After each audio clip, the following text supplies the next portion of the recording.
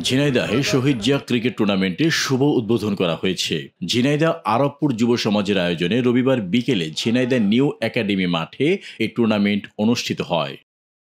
এসো নবীন মাতি ক্রিকেট উন্মাদনায় এ স্লোগান নিয়ে টুর্নামেন্টটি অনুষ্ঠিত হয়। এতে প্রধান অতিথি হিসেবে খেলাটি উদ্বোধন করেন ঝিনাইদহ জেলা বিএনপির সিনিয়র যুগ্ম সাধারণ সম্পাদক আলহাজ আব্দুল মজিদ বিশ্বাস। অনুষ্ঠানে সভাপতিত্ব করেন শহীদ জিয়া ক্রিকেট টুর্নামেন্টের আয়োজক কমিটির আহ্বায়ক মোহাম্মদ সাজ্জাদুল হক মিলন।